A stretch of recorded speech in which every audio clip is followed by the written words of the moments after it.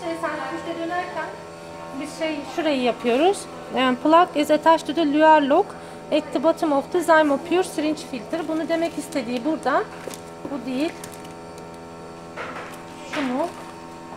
Şu. Ha. Bu syringe filter. Bu da ucundaki luer lock dediği şey. Şunların hani ucunda olduğuna emin ol diyor. Biz buradan 2 tanesini alacağız şimdi. O filtrenin ucunu tutan şey. 2 tane filtre kullanacağız biz bu şeyden. Biri bu. Bu impurity'leri süssün diye olan bir filtre. Diğeri ama plazmiti bağlasın diye olan filtre olacak. Onu sonra alacağız. Bu şimdi. Bunun bir de ucunun şöyle bir şeysi var. Şundan. Bundan da bize lazım.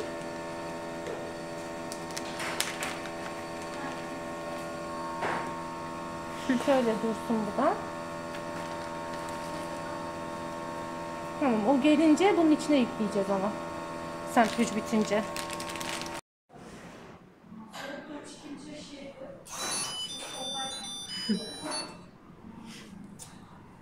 Şimdi o korkunç çökeltiler vardı hatırlarsak. Bakın tertemiz oldu. Ya bu normalde low cup bu şart değil. Çünkü filtreyi tıkamadan yükleyebiliyorsun ama biz şimdi low copy şeyini seçtiğimiz için niyeyse üstte de bir tane parça var ikisinde de. Evet ve mavi çökmüş. Evet. Çok güzel. Şimdi bunları şeylere yükleyeceğiz. Şırıngaların içine yükleyeceğiz.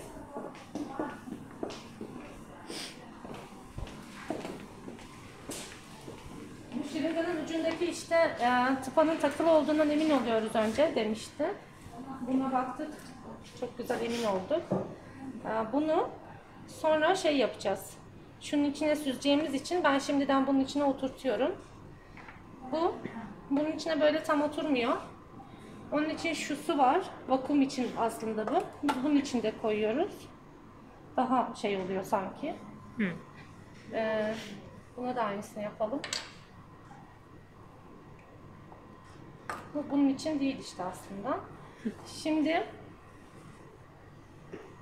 Şimdi bunu şeye boşaltacağım. Birazcık gelecek çökelti. O sorun değil. Zaten normalde de çökelti de yükleniyor buna. Onun bir şeyi var, çözümü var. Neyse düşmeden düştü. Sadece bir parçası düştü. Şu nil kontrol ettim. Tamam. Şöyle bir şey atıyoruz bunu. O düşen parça ne olacak? Onu şimdi anlatacağım. Yine düştü. Normalde normal protokolde bütün şeyiyle birlikte yüklüyorsun. Onun çözümü atıyorum bunları. Onun çözümü işte burada biraz bekliyorsun ki yukarıya çıksın diye ve zaten yukarıya çıktı şu anda.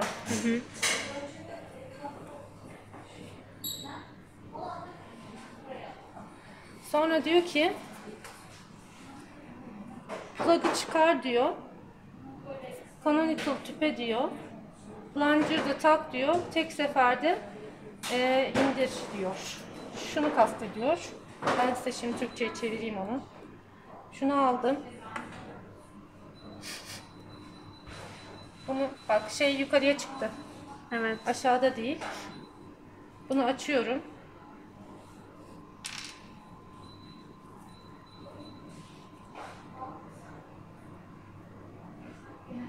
Ya şunu tekrar koysam daha kolay aslında. Sonra buradan tek seferde basıyoruz. Tek seferde basmanın sebebi hani filtreden geri çıkmasın diye. Bak böyle bu kadar gitti. O şuraya takıldı zaten. Filtrede kaldı zaten. Filtrede kaldı, evet. Bunu alıp ben şunu aslında açık bırakayım bence. Atmadan önce düşünüyoruz. Emin olduktan sonra.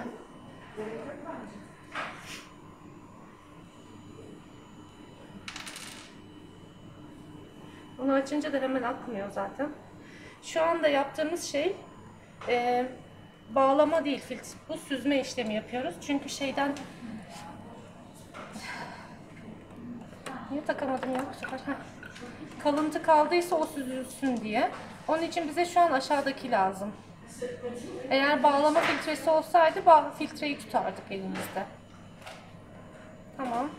Yine buraya takıldı. Gördük.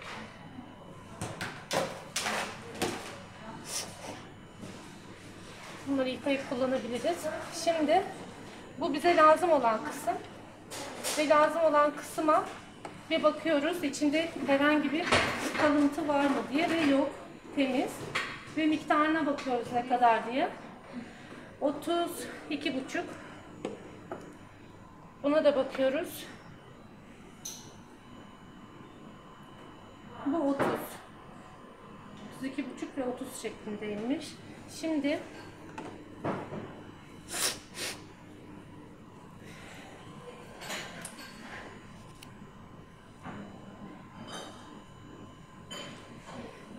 diyor ki 14 mililitre ekle diyor, tamam mı? 35 mililitreye. Sonra da alt üst yap diyor. Bunu biz şimdi oranlayacağız maalesef. Keşke bizimki de 35 inseydi ama 35'e 14 ise 30'a kaç? Yok kolay oldu, 12. NGN 2'ninki 12 olacak.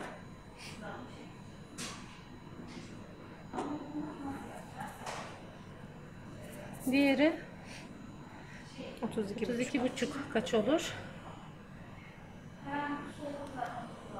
2,5 çarpı 14 bölü 35 5 2. Evet, 32,5 çarpı 2 bölü 5 arkadaşlar. Bölü 5. 13 milde milinki. Tamam. Neydi peki buradaki? Binding buffer'dı.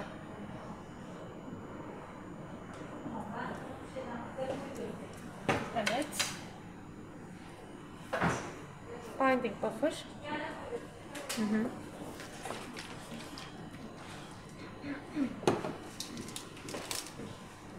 12 ve 13 dedik. Yani toplamda 25. Şöyle yapayım. Bunu koyacaksan şöyle koyabiliyoruz. Kimseye çarpmadan.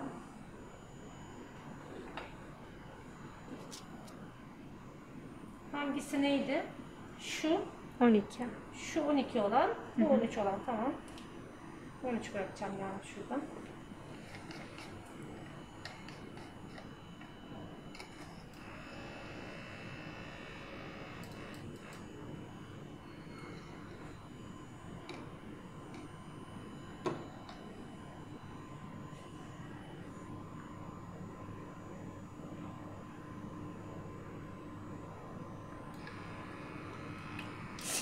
Bu şimdi bizim plazmitin membrana yapışmasını sağlayacak olan buffer.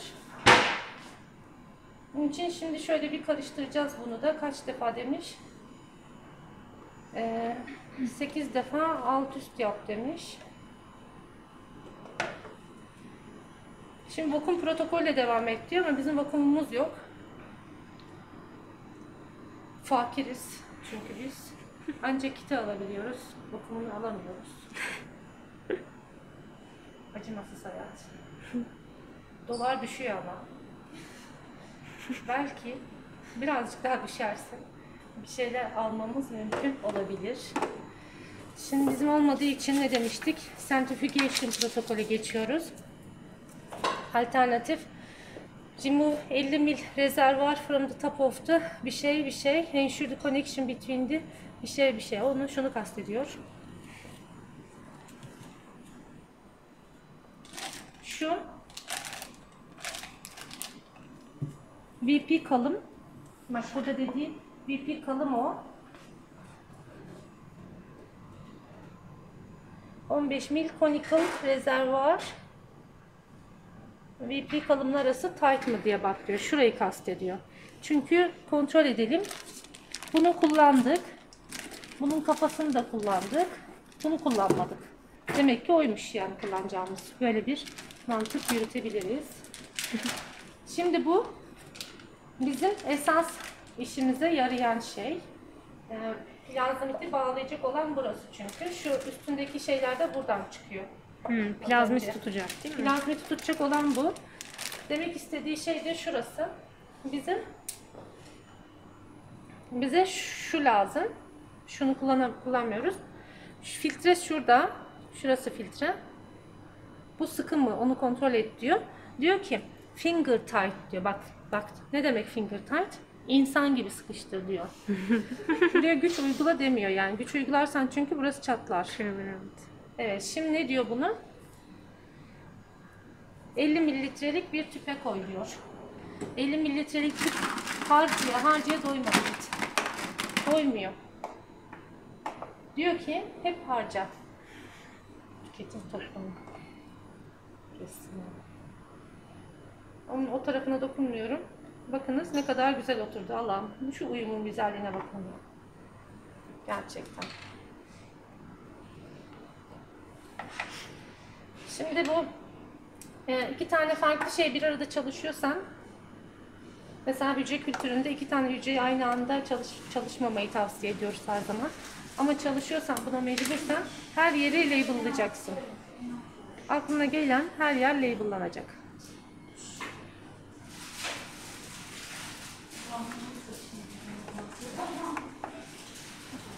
Bu şunun bir tarafında dursun. Bu da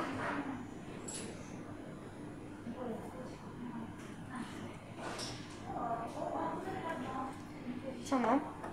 Şimdi ne diyor? Koy diyor. 14 mililitresini diyor.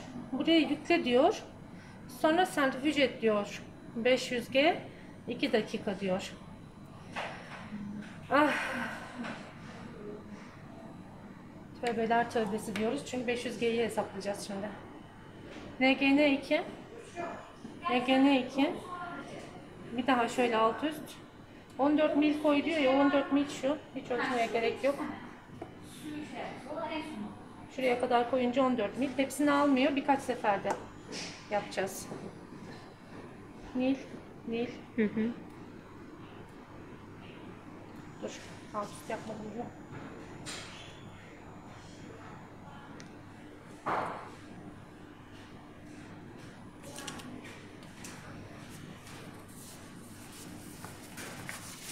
Bak işte şey yaptım.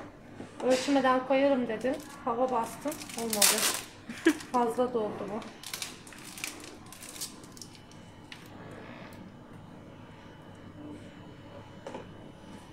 Damlamaya başladı zaten altına şu an bu arada. Görüyor musunuz bilmiyorum ama. Altına damladıkça alttakini atacağız bu sefer. Çünkü bizim şeye tutunacak sürekli. Bir dakika dur bakayım.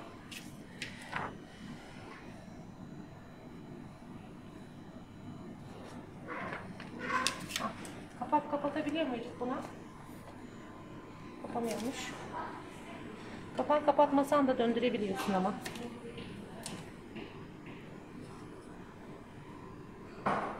...500G diyor. Kaç diyor? 2 dakika diyor. 2000 RPM. 2000 RPM. Rötor çapı olmuşsa Yani rötor çapına bakalım. Çünkü bu aşamada membranına zarar vermek hiç istemem. Bunun belki G'si var mıdır? Yok. G'si yok. Çapı kaç?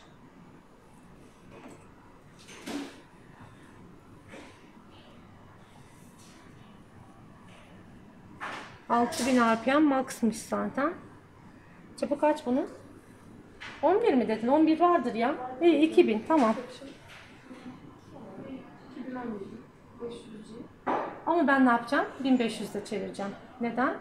Çünkü 1500 bana daha hoş geldi. Evet. Şöyle bak damlıyor zaten. Aslında sentrifüj etmesen de bu böyle kendi kendine damlar da uzun sürer.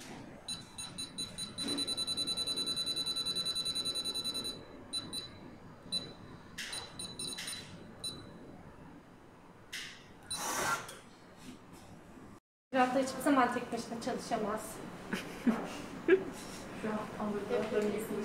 Ama mesela Eylül ablanızla çalışabilirsiniz. Ben şart değilim yani. Sen de abla oldun. Sen artık ablasın. Defne de abla hatta. Bizim abla oluşumuza inanamıyorum. Ya her şeyin zamanı var. Aha, Şimdi- ablamız var. Bu membran bağlama membranımız. Çekiyor mu? Tabii ki Ha, de. pardon. Bu bağlama membranımızdı. Diyor ki içine dök diyor. Sonra bütün sample geçene kadar bu işlemi tekrar et diyor. Şimdi şu işte sıvı çöpümüzdü. Yanlışlıkla şunu dökmüyoruz. Şunu alıyoruz. Şöyle aldım. Bak.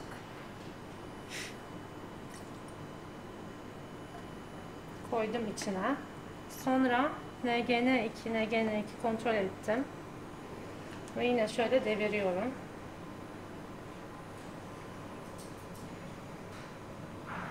Çok az kaldı. 3 seferde Aynen. olacak. İşte böyle bunları yapma diye vakum var zaten. Amele işi yapma. Amele işi yapma diye ama biz bayılıyoruz amele işine. Neyse zengin olunca tüm her şeyi alırız artık hocam. Zengin olunca alacağım hayallerimin arasında Milli Piyango'dan şey çıkarsın. Alacağım ilk önce bir vakum manifold. İki İkiyi kuramadık İki bile. gücü kültürü kurdu derdim ama o kadar bile zengin olacağımı zannetmiyorum. Yani hayallerimde bir sınırı var. Ama gerçekten olsaydı kendime bir gücü kültürü odası yapardım. İçinden hiç çıkmazdım. Hep orada yaşardım. Misafirlerimi orada kabul ederdim. Bakın hücre kültürü odam şeklinde. Gücü kültürü odam diye, evet. 2 bölmeyi yapardım. Birinde bu olurdu. Birinde de misafir kabul kısmı olurdu. Şart oldu ya paramız olunca.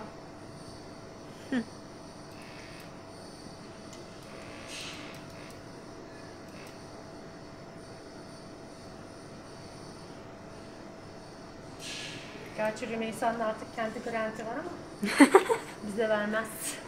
Kendi harcar.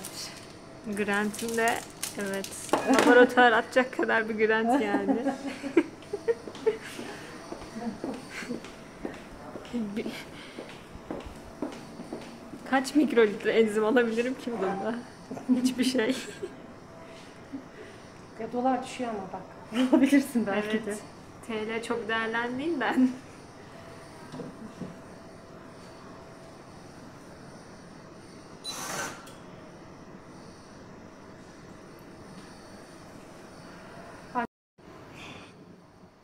Şöyle.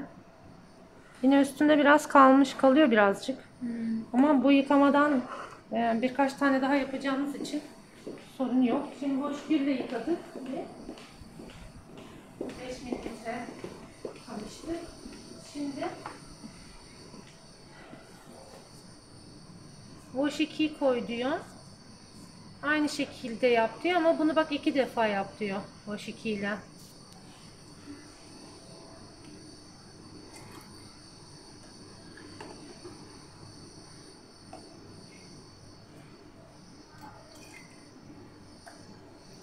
Boş 2'den şey var. Etanol eklenmiş mi? Bakıyoruz. Eklenmiş. Konsantre geliyor çünkü bu. 5 mililitreden işte. Şimdi bir tane şey alalım.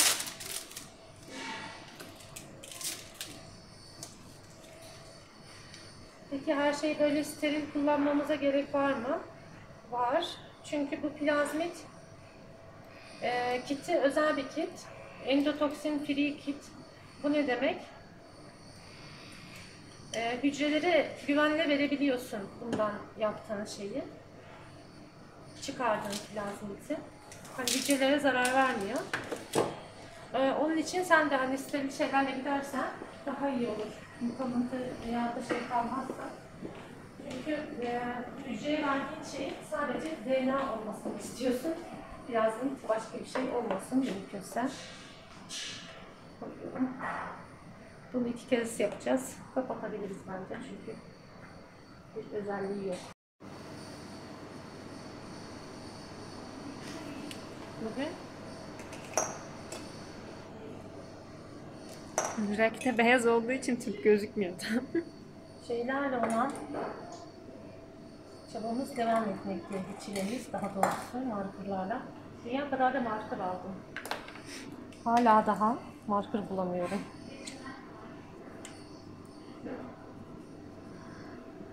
Şimdi küçük tüplere geçiyoruz. Şunu şöyle yazdım, bunu öyle yazdım.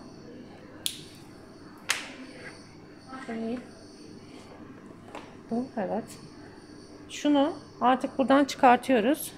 Şöyle. Ve getirip böyle üstüne koyuyoruz. Gene.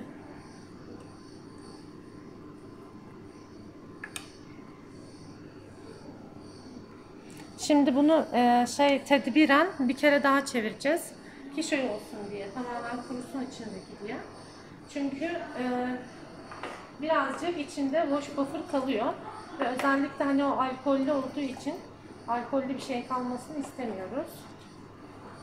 Çöplerimi atayım.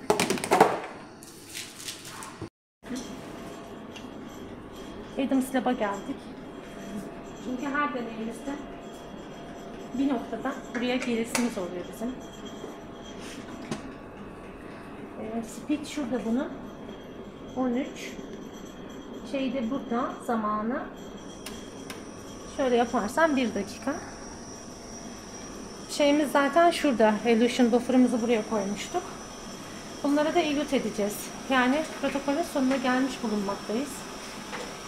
Fakir Bir fakir protokolümüzün sonuna geldik. Elim kolum hiç durmaz. Etrafa bakalım. Onun ilginç mi neymiş diye.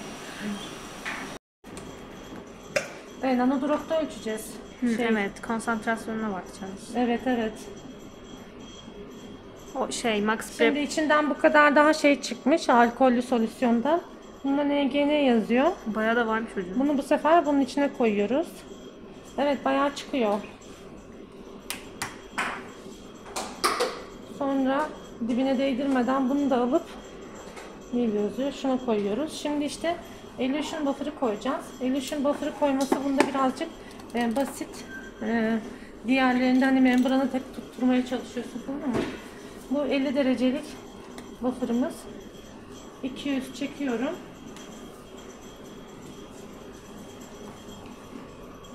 Şuradan veriyorum. Bu biraz böyle taşar gibi oluyor. Onun için yavaş yavaş veriyorum bunu. Bunun öyle bir durumu var. Diğerine aynı pipetle girmeyeyim tabii ki. Bunu da tekrar aldım. 200 koyabilirsin demiş. Aslında 400 konuyor. Ama biz biraz daha konsantre olsun istediğimiz için böyle yaptık. Şimdi birazcık bekliyoruz. Şey yapsın. Burada membran emiyor şeyi. Membran elution buffer'ı emiyor. Elution buffer aslında su. Yani içine su kullanabiliyorsun açıkçası. Ama içine bir şeyler koymuşlar. Hani kontaminasyon olmasın gibisinden. Su yani hidrofilik olduğu için plazmit ve DNA'lar suya çıkıyor. Dolayısıyla şu anda membrandan çıkıp suya sarılıyorlar plazmitlerimiz. Ondan sonra biz sentrifüj yapınca da aşağıya inecekler. Koyuyorum içine. Şöyle kapağı dışarıya sarkabilir. Kapağı kopabilir bu aşamada. Onun için hem yana hem kapağı yazıyoruz yani şeyi. Label'ince. Bunu da kapattım. Yine 13.000 ve şöyle 1 dakika yeterli olur. İnşallah da nanodropta belli olacak her şey. Ne yapmışız, ne yapmamışız. Eğer ki düşük çıkarsa nanodropta ne yapacağız? Karalar bağlayıp ağlayacağız tabii ki de. Yapacak bir şey yok çünkü. Ağlarız yani diyelim. Ben bir depresyona girerim 2 gün kadar. Çünkü her şeyi doğru yaptığımızı düşünüyorum şu anda. Evet.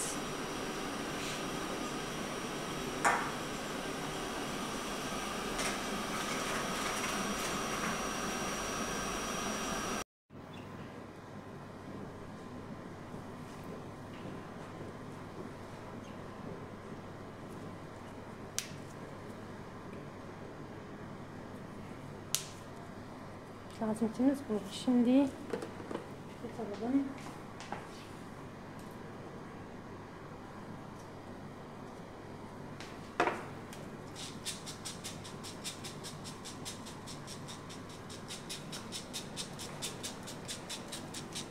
Heyecanlı dakikalar. Acaba Soluklar çalıştı mı? tutuldu. Gidelim.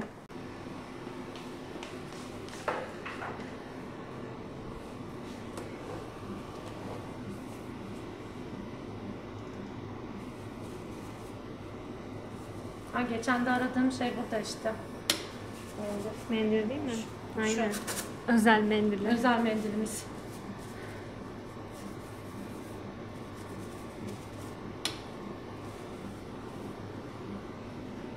Bir basit. Çıkıyor musun? Hı hı. Bunu yapıyor bir. Şimdi blank olarak biz illusion buffer'ımızı yükleyeceğiz. Zaten getirdim illusion buffer'ı. Şurada. 2 mikrolitre yine.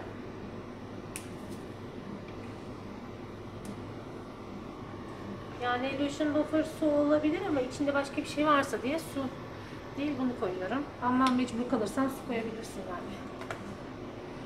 Blank diyorum.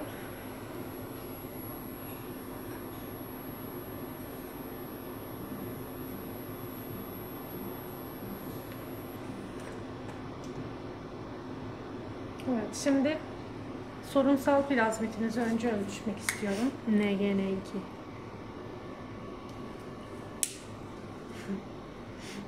Bize güzel sonuçlarla gel. Evet. Bak zaten paramız yok, bir daha tekrar edemeyiz. Aynen. Seni. Güzelce çıkmış ol.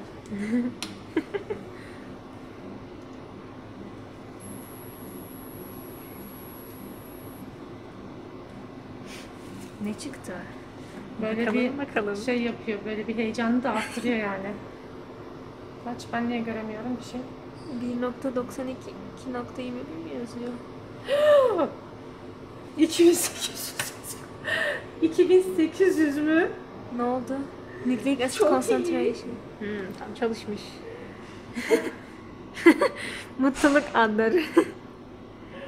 2800. O kadar algılayamadım ki önce okuyamadım yani. Ben onu Ne görmemiştim. yazıyor orada? Ne yazıyor? Ne yazıyor orada? 2800 yazıyor. 2800. Normalde ne bekliyorduk ki hocam? Bizi Yani biraz şöyle, bilgilendirin. Kızlara 3 miligram, 3 mikrogram gerekiyordu. Şey yüklemek için, her bir veli yüklemek için. Şu anda burada 3 mikrogram çekmek için 1.2 mikrolitresi yeterli olacak. Biz 200 de elit ettik. 1.2'ye böl. Yani kabaca hani artanı azalanı düşün. 100 tane deney çıkıyor buradan. Yani transfekte edebileceği, Aa çok iyi. kullanabileceği. Evet evet çok iyi. Çalışıyor arkadaşlar. Şimdi diğerine bakıyoruz.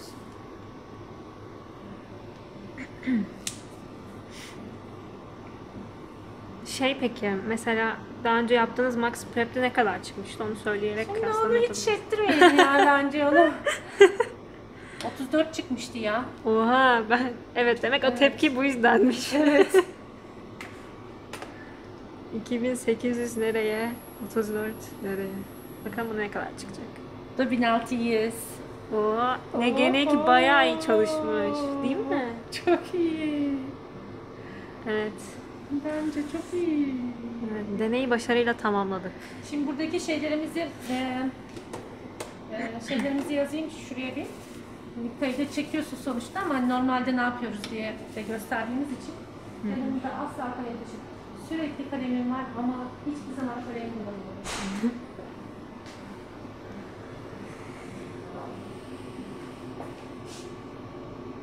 Neyse fotoğrafını çekme hadi. Gidelim. Birazdan kutlamamızı yapacağız. Yani kutlama yapmadık zannetmeyin. Alt katta poğaçalı kurabiyeli bir kutlama bizleri bekliyor. Çünkü hak ettik. Aynen. Ama önce hesap göstereyim. Şu şu demek. 2.8 nanogram per mikrolitre diyor ya. Mikrogram per mikrolitre demek. Bu aynı zamanda miligram per mililitre demek. Bazen de böyle yazılır. Bu da 1.7 diyelim yuvarlayıp mikrogram per mikrolitre demek. Şimdi 3 mikrogram gerekiyor, yüklemeleri gerekiyor bundan ve bu daha çok lazım, bu daha az lazım kızlara. Dolayısıyla buradan yani 1 mikrolitre ya da 1 mikrolitre çekseler yetecek. Bundan da 2 mikrolitreden az 1.8 mikrolitre çekseler yetecek. Ama biz ondan önce şunu hesaplayalım. Biz 200 mikrolitrede iluşunu yaptık. Biraz çok az kayıp olmuştur 5-10 ama onu hesaba dahil etmezsek şuradan 200 mikrolitrede bunu çarparsak 56 şu mikrogram 560 mikrogram çıkarmışız. Bu çok iyi. Bunu çarparsak da 34 Bayağı çok. 0 mikrogram çıkarmış oluyoruz.